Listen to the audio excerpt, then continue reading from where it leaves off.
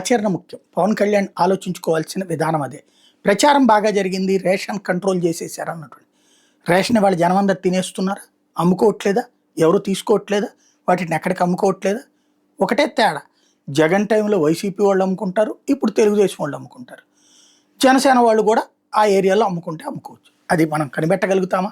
అంటే అప్పట్లో front page బ్యానర్లు వస్తాయి, ఇప్పుడు సిటీ ఎడిషన్లో లోపలికి వెళ్తాయి.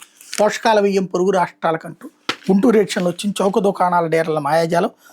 ప్రభుత్వం కోట్లు వెచ్చించి కార్డుదారులకు పోషకాలను బియ్యాన్ని సరఫరా చేస్తుంది. చౌక బియ్యం వండుకునేందుకు ఆసక్తి చూపకపోవడంతో డబ్బులు ఇచ్చేయమంటారని డీలర్లు ప్రశ్నిస్తున్నారు.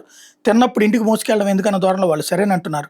ఇదే అవకాశంగా కార్డుదారులకు నగదు ఇచ్చేసి బియ్యాన్ని దారి మళ్లిస్తున్నారు. ఇదంతా చౌకదారుల దుకాణాల కేంద్రంగా జరుగుతుంది. ఏ రోజుకు ఆ రోజు బియ్యాన్ని నిల్వ ప్రాంతానికి తరలించి ఒకేసారి లోడ్ చేసి ఇతర రాష్ట్రాలకు చేరవేస్తున్నారు. ఇట్లా ప్రతి నెల 60% వరకు రేషన్ బియ్యాన్ని పక్కదారి పట్టించి సొమ్ము చేసుకుంటున్నారు.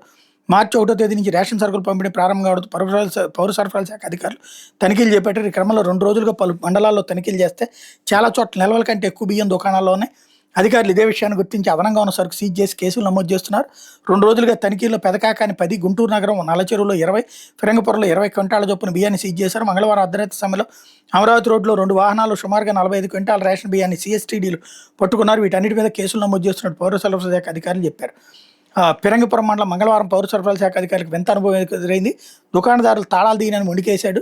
3 గంటల తర్వాత పోలీసు రెవెన్యూ అధికారులు తాళాలు తెరిస్తే 20 క్వింటాల బియ్యం అదనంగా ఉన్నట్టు తెలిసింది. కార్డుదారులకు నగదు ఇచ్చి సరుకు దుకాణాలు ఉంచడంతో అధికారులు సీజ్ చేశారు. కార్డుదారులు బియ్యాన్ని తీసుకోవాలంటూ పిలుపునిస్తున్నారు అన్నట్టు. ఇక్కడ వాళ్ళు బియ్యం తీసుకోరు, అమ్ముకుంటారు. ఎందుకని అంటే ఇక్కడ అందులో అది ఫ్రీగా వచ్చిన బియ్యం అయ్యేటప్పటికి దాని వాల్యూ తెలియదు. అదే తీసుకెళ్ళి మళ్ళీ షాపులో అమ్మితే కనుక కొనుక్కుంటారు. ఇది కామన్ సెన్స్ పబ్లిక్ ఉన్నటువంటి.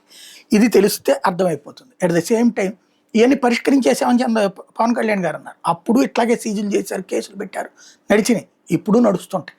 కానీ పరిష్కారం ఏంటి? అదే తేలంది.